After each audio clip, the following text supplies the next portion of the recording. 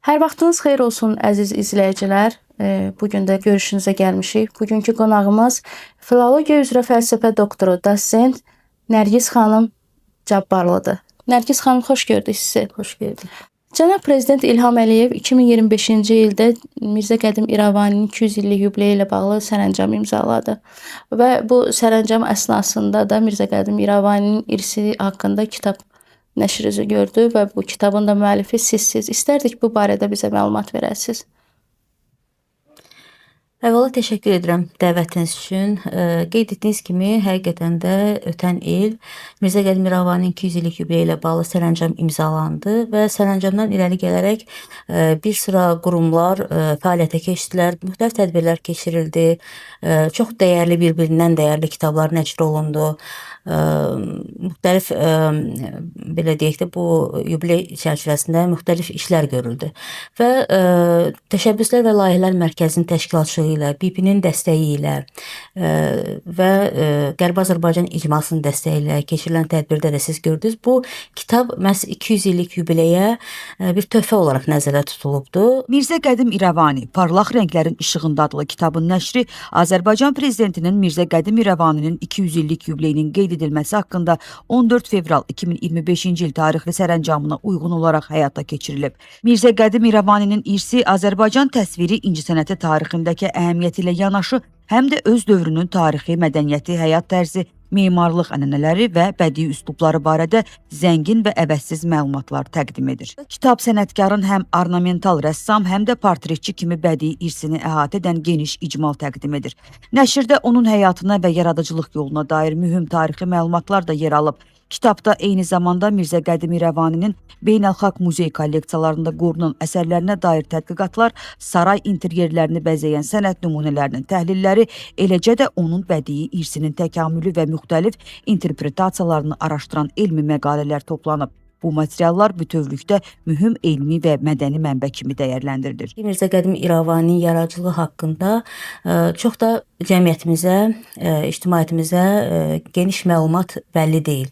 Ümumiyyətlə, onun yaradıcılığı haqqında yazan ilk tədqiqatçı Natalya Miklaşevskaya olub ki, onun da iki böyük tədqiqatı var bundan bağlı. Bir divar rəsmlərinə bağlı, bir də Mirzə Qədim İrəvani və Mir Möhsün Nəvvabın yaradıcılığı haqqında bir tədqiqatı var.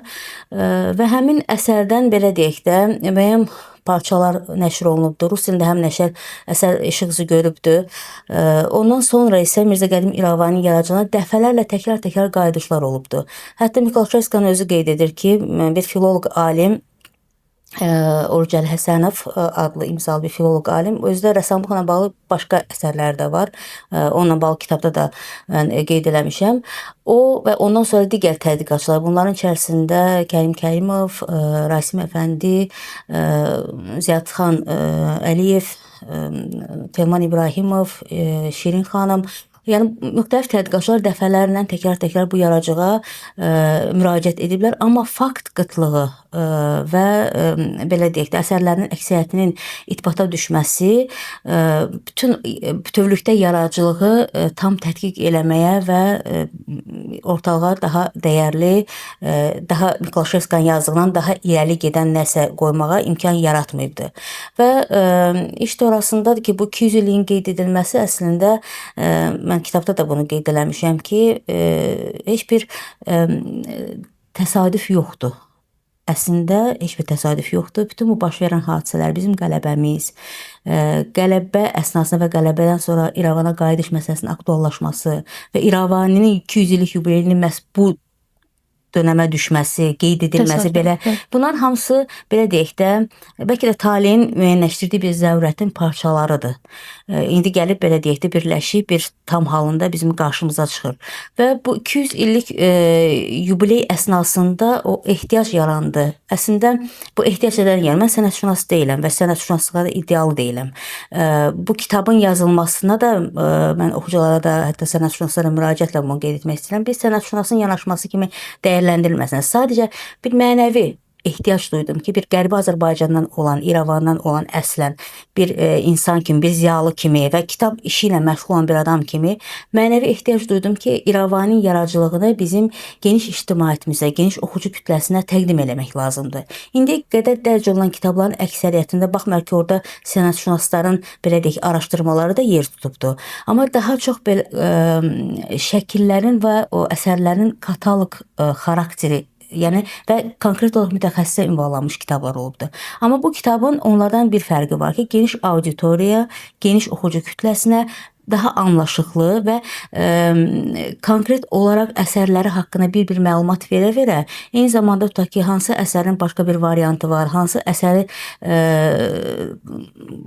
son zamanlar meydana çıxdı, bizim belə deyək də alimlərimizin və tədqiqatçılarımızın səyi nəticəsində Sərdar sarayının qalıqları ilə bir yerdə son zamanlar meydana çıxdı və bərpa olundu. Yəni bunların hər bir haqqında detallı, ətraflı tədqiqatçıları haqqında ki, yəni sabah əgər kimsə hansısa bir sənətşünas alimiz gənclərdən İrəvani tədqiq etməyə qarşısına məqsəd qoysa, bu kitaba da bir mənbə kimi müraciət edə bilər. Çünki indiyə qədər İrəvani haqqında yazanların hər birinin əsərlərinə müəyyən sitatlar gətirməklə, müəyyən fikirləri əsas götürməklə, yəni bu kitabda bunun haqqında məlumat verməyə çalışmışıq.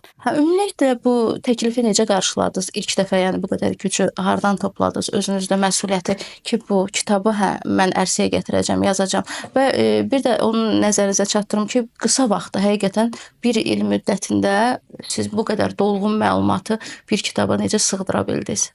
Bilirsiniz, əslində bu qısa müddət tək bu kitaba aid edilməməlidir. Çünki bayaq da qeyd etdiyim kimi Mirzə Qədim İrəvani haqqında son dövrdə yubiley ilə bağlı iki bir-birindən dəyərli kitab nəşr olundu və böyük komandalar işləmişdi o kitabların üzərində. O kitablarla da tanışlığım var və həqiqətən çox dəyərli kitablardır. O ki qaldı təkliflə bağlı, əslində mən iki kitab deyil üzərində işlədim. Mənim harca 20-dən artıq tərcüməçisi və müəllifi olduğum kitablar var, amma düzdür onlar sırf ədəbiyyatla bağlı, xüsusən də müasir ədəbiyyatla bağlıdır. Bir şans olubdu, mən onu bu kitabda da qeyd eləmişəm. Vaxtilə 2012-ci ildə Mirzə Fətəli Axundzadənin 200 illik yubileyi keçirilən ərəfədə keçiriləcəkdi və Mədəniyyət Turizm Nazirliyi idi o vaxt. Oradan bir təklif gəldi ki, Mirzə Fətəli Axundzadə haqqında bir kitab yazmaq istəyirik, nəsə müasir bir baxış olsun, yeni bir baxış olsun, yəni gənc bir adamın fərqli bir baxışı olsun və mən belə bir kitab yazdım, Mirzə Fətəli Axundzadə şəxsiyyəti. Yəni mən əsərlərini bildiyim, əsərlərini oxuduğum yazıçının şəxsiyyəti və həyatı haqqında bir kitab meydana çıxardım, bir kitab yazdım, qələm aldım. O zaman da, o təklifdə olanda və orada da bir qəribə analogiya aparmışam ki, bunu da bir təsadüf saymıram mən. Orada da 200 illik idi, bunda da 200 illik idi. Yəni ümumiyyətlə həyatımızda baş verən heç bir şeyi, heç bir hadisəni, heç bir ideyanı, ağlımıza gələn və yaxud bizə təklif olunan hər hansı bir təklifi durduğu yerdə olmadığına inanan biriyəm. Yəni əgər bu olubsa, belə bir təklif gəlibsə və içimdə də onu yaradacaq bir gücü və yaxud da onu işləyəcək bir enerjini hiss edirəmsə, bu artıq addım atmaq üçün bir səbəb olur mənim üçün və bayaq da qeyd etdiyim kimi, tədbirdə də bunu qeyd etdim. Bu kitabı hazırlayarkən tək mənim yox, mənə elə gəlir bu təklifi edənlərin də, ümumilikdə bu kitabın üzərində işləyənlərin də və eyni zamanda mənim də bizi idarə edən əsas bir amal idi, bir məqsəd idi. Bu İrəvan adını daşıyan, soyadında İrəvan adını daşıyır bu insan, bu rəssam. Azərbaycanın ilk realist rəssamıdır. Dəzgah boyakarlığının ilk nümayəndəsidir.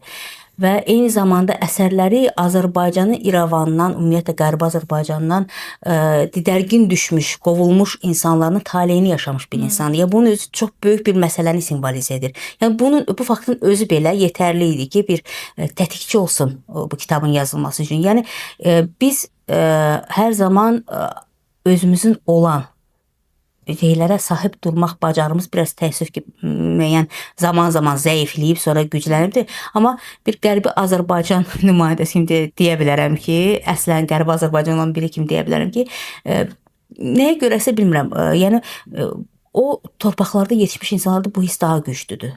Yəni özününki olana sahib çıxmaq istəyi, onu təkrar-təkrar o bir ağacı əkərsən, birinci il görərsən tutmadı, növbəti dəfə bir də cəhd edərsən. Yəni o yorulmadan, usanmadan təkrar-təkrar səbrlə təkrar-təkrar cəhd etmək. Yəni bu bizim harsa genimizdə var. Mən həmişə belə görmüşəm. Yəni usanmadan, çəkinmədən əgər qarşınızda bir məqsəd varsa, o məqsədə doğru getməlisən. Və bu gün bizim qarşımızda duran əsas məqsəd Qərbi Azərbaycandır.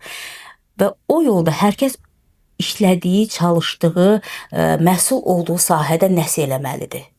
Və mən də belə hesab edim ki, bu mənim işlədiyim sahədə, olduğum sahədə və belə bir şans da yaranıbsa, mənim edə biləcəyim ən kiçik bir, belə deyək də, addımdır. Amma bəzən o deyir, bir yanğın baş verəndə bir quş dimdiyində bir damcı su gətirib ora atırsa, öz mənəvi borcundan çıxırsa, bunun artıq özü böyük bir şeydir. Yəni bu baxımdan belə bir analogiya aparmaq olar. Yəni bu da bu istiqamətdə mənim edə biləcəyim və ya etmək istədiyim bir addım idi, bir layihə idi ki, şükür bugünə ki biz onu reallaşdırdıq və mənə elə gəlir ki, pis bir kitab da alınmayıbdı və ümid edirəm ki, bu kitab bizim oxucularımıza, bizim İrəvani yaradıcılığını gələcəkdə tədqiq etmək istəyən insanlara bir stimul olacaq, bir mənbə olacaq və orada son olaraq, hətta kitabın sonunda belə bir şey yazmışam mən ki, çox arzulayardım ki, gələcək tədqiqatçı, növbəti İrəvaninin növbəti tədqiqatçısı, araşdırıcısı İrəvanın dünya muzeylərində, şəxsi kolleksiyalarda saxlanan əsərlərini tapsın.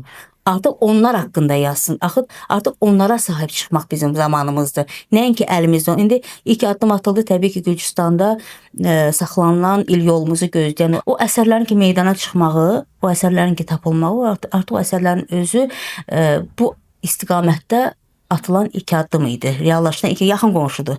Yaxın belə deyək də ərazidir. İlk addım idi və bunun sonrası mən əminəm ki, mütləq gələcək və gəlməlidir də. Mənə elə gəlir ki, bundan sonraki bizim ardımızca gələn tədqiqatçılar, jurnalistlər, sənətşünaslar, bunların artıq qarşısında məqsəd İrəvaninin dünya muzeylərində, şəxsi kolleksiyalarda aparılıb satılmış, İran miniatürləri adı ilə satılmış, İran rəssamlarının adı ilə satılmış əsərlərinin tapılması, o üslub fərqindən, üslubun özünə məxsusluğu vasitəsilə tapılması və onları meydana çıxarması olacaq və olmalıdır da. Hər zaman bizim qonşularımız belə deyək, tək torpaq iddiasında olmayıb. Bizim mətbəximizdə də onların gözü olub, incəsənətimizdə də, ümumilikdə az müddət keçməyib də, 200 il müddət keçib də. Təbii ki, əsərlər də yəqin ki, itibata düşüb müəyyən hissəsi. Əsərləri necə ümumiyyətlə tapdınız, siz o ərsəyə çıxartdınız? Əslində bilirsiniz, mən bayaq da qeyd etdim ki, mən bunu bir tədqiqatçı işi kimi dəyərləndirməyim, mən ümumiləşdirici işi kimi dəyərləndirin də. Bu əsərləri əslində Miklaşevskinin əsərlərində, yazdıqlarında onların bir çox haqqında artıq məlumat var idi. Müəyyən əsərləri İncəsənət Muzeyindən oradan əldə elədik. Hansılar ki, burada Azərbaycanda qorunub saxlanılır.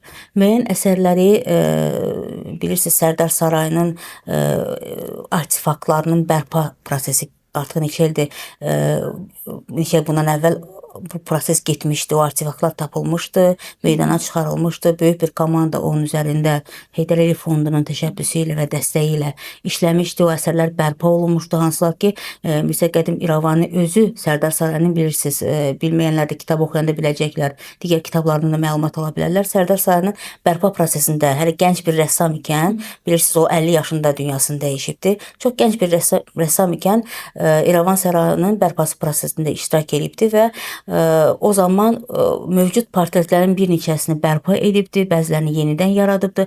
Həmin portretlər hansılar ki, bizə məlum deyildi, amma Miklaşevskinin əsərlərində onlar qeydləri var idi. Digər tədqiqatçıların əsərlərində onların qeydləri var idi ki, bu əsərlər olub, amma sonradan daşınıbdı, aparılıbdı, divarlardan sökülübdü, qopardılıb, hətta elə şəkil olub ki, onların divarda müəyyən qalıqları, müəyyən parçaları qalıbdı.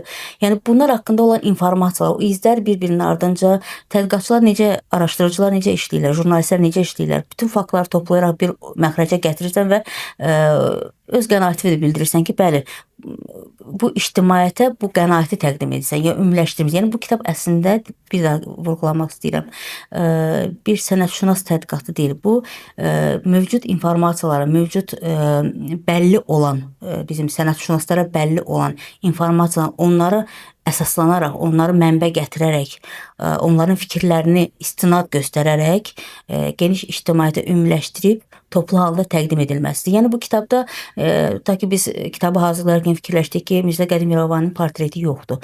Bir portret var idi, hansı ki yəni onun haqqında rəssamların qeydləri vardı. Ta ki bu boyda olub, bu çəkidə olub, yəni təxmini qeydlər.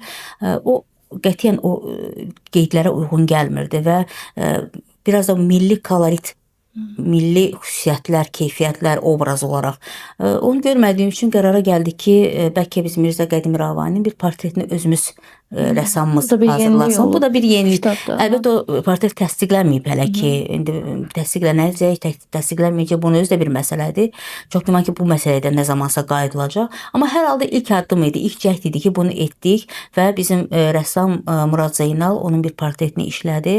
Mənə elə gəlir ki, kifayət qədər də uğurlu bir portret özündən işləmədi. Yəni onu işləmək üçün nəticələri, nəvəsi, onların şəkillərinin təxmini belə deyək də, üz cizgiləri, yəni bunlara əsaslanaraq və rəssamların, ekspertlər onun haqqında gəldiyi qənaətləri ümumiləşdirərək bir portret meydana çıxartdı. Sonra bu kitabda əsas xüsusiyyətlərindən də biri bu idi ki, mən onu tədbirdə də qeyd etdim. Biz istəyirdik bu kitab sadəcə bir oxu kitabı olmasın. Eyni zamanda da bir oxucudan biraz danışsın. Yəni müasir texnologiyalardan istifadə edək ki, müasir oxucu, hansı ki onun tələbləri biraz bilirsiniz də, indi kitaba qarşı tələblər dəyişibdir. Onun tələbləri dəyişibdir. Ona görə də müəyyən müsahibələri, müəyyən məlumatları QR kodlarla dəstəklədik və o QR kodları istifadə edərək müsahibələri dinləyə bilərlər, baxa bilərlər bizim oxucularımız. Bundan başqa Mirzə Qədim İrəvaninin əsərlərinin siyahısını təqdim etdik. Bu da ilk dəfə idi, olurdu. İndiyə qədər mövcud olan, Azərbaycanda qorunan Sankt-Peterburqda bir əsəri var. Yeni bir əsər oldumu? Hansı ki siz qeyd etdiniz bayaqları ki, bir neçə kitab indiyə qədər ərsəyə gəlib. Axtarışınız nəticəsində o əsər Onun əsərlərinin tutaq ki, indiyə qədər təsvir olunandan, tutaq ki, Miklaşevska yazırdı, amma onun təsvirindən tam bəlli olmurdu. Sankt-Peterburqda saxlanan əsərin güzgüdür. Güzgünün qapağında tutaq ki, qapağın təsviri verilib, amma içindəki olan təsvir verilməmişdi.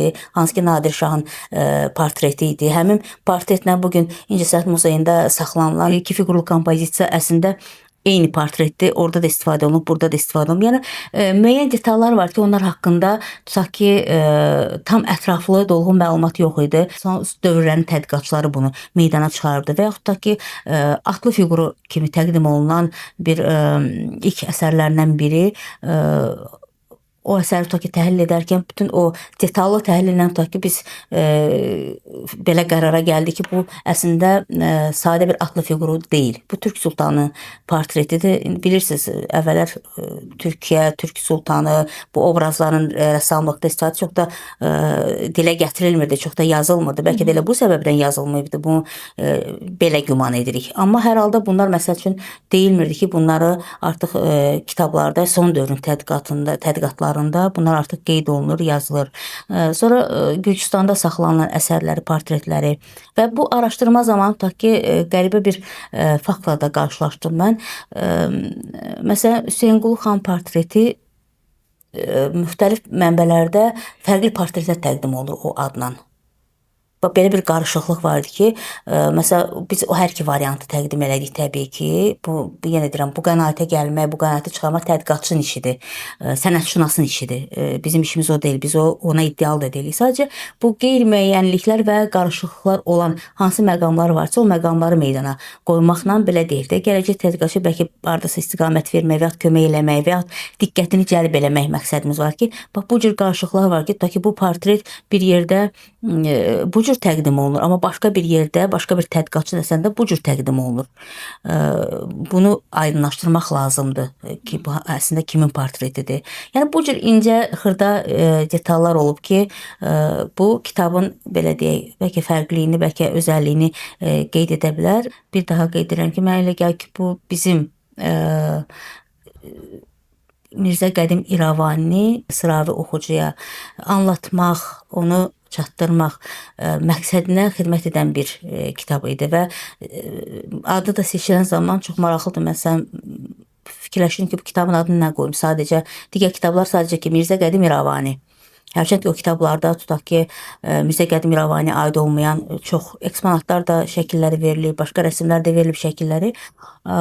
Biz nə qoyaq bu kitabın adını? Həm özümüzə məxsus, həm Mirzə Qədim İrəvaninin ruhunu və bizim məqsədimizi, amalımızı özündə ifadə eləyə bilsin. Mirzə Qədim İrəvaninin o əsərlərindəki o parlaq rənglər dərhal belə bir ideya olaraq ki, parlaq rənglərin işığında.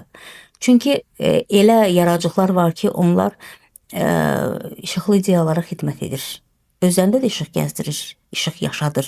Və sən o işığı görürsən, ilk baxışdan görürsən, o parlaqlığı görürsən. Hətta bəlkə rəssamın elə bir məqsədi olmayıbdı, amma bilirsiniz də biz bəzən özümüz təhdər şuur olaraq özümüz düşünmədən, özümüz bilmədən hansısa missiyanı da yerinə yetirə bilirik. Çünki həyatda təsadüf heç bir şey yoxdur. Və o parlaqlığı, o parlaq rənglərin işığını gördükdən sonra dedim, yox, bu kitabın adı olsun parlaq rənglərin işığında və bu işıq yalnız Mirzə Qədim yaradıcılığına deyil, eyni zamanda da Mirzə Qədim yaradıcılığını bizim o gedəcəyimiz yolda bizimlə yol yoldaşı olsun deyə, bizim yolumuzu işıqlandırsın deyə, bizim məqsədimizə gedən yolumuza işıq tutsun deyə, yəni bir vasitə kimi təqdim eləsin. Və mənə elə gəlir ki, elə ad da hardasa bizim missiyamızı, məqsədimizi hardasa özündə ifadə eləyə bildi. Biz sonda sizə arzulayırıq növbəti kitabınızı inşallah ki, İrəvanda yazasınız. Çox təşəkkür edirəm. Ümumiyyətlə bu kitaba diqqət ayırdığınız üçün çox təşəkkür edirəm. Təşəbbüslər və Layihələr Mərkəzinə, onun rəhbəri Ceyhun Osmanlıya, təşəkkür edirəm BP şirkətinə, Tamam xanım Bayatlıya və eyni zamanda Qərbi Azərbaycan icmasına, onun rəhbəri Əziz müəllimə, digər ziyalılarımıza hansılar ki, həm tədbirdə iştirak elədilər, həm bacardıqları qədər bu kitabla bağlı məqsədi reallaşdırmağa yardımcı oldular. Onların hər birinə tək-tək təşəkkür edirəm. Çünki bilirsiniz, istənilən bir iş çox böyük zəhmət tələb edir, enerji tələb edir, həyəcan, narahatlıq. Yəni hər bir işin uğurlu olacağı qarantiyası yoxdur. Bilmirəm, bəzən görsən illərlə zəhmət çəkdiyim bir kitab elə yazıldığı yerdə qalır. Ola bilir nə zamansa bir 10 il keçəndən sonra bir taliyə gülür üzünə parlayır. Amma bir də görürsən ki, gördüyün o işin nəticəsini ala bilirsən. Bu cür qayğı və diqqətin göstərilməsi həqiqi mənada çox böyük təşəkkürə layiqdir və mən bu təşəkkürü bizim bütün o ziyalılarımıza bir-bir hər birinə çatdırmaq istəyirəm, ifadə eləmək istəyirəm və ümid edirəm ki, bizim Qərbi Azərbaycana gedən yolumuz, məqsədimiz mütləq öz bəhrəsini verəcək. Biz o məqsədimizə, o hədəfimizə, necə ki qələbəmizə yetişdik, o hədəfimizə də yetişəcəyik. Çünki zaman-zaman biz onsuz da o torpaqlara təkrar-təkrar qayıtmışıq. Bunun özü artıq o deməkdir ki, orada bizim köklərimiz, hansı köklərimiz ki var orada əkilibdir. Orada bizi gözləyir, o köklər çağırır, o köklərin səsi, nəfəsi bizi çağırır. Və mənə elə gəlir ki, bu inşallah öz reallığını tapacaq və reallaşacaq. Mən buna çox ümid edirəm, mən buna ümid etmirəm, əksinə əslində inanıram. İnanıram ki, belə də olacaq. Prezident də hər çıxışında qeyd edir ki, biz o torpaqlara qayıdacağıq mütləq ki. Mütləq. Beləliklə, bugünkü qonağımız filologiya üzrə fəlsəfə doktoru, dosent Nərgiz xanım Cabbarlı idi. Çox sağ olun.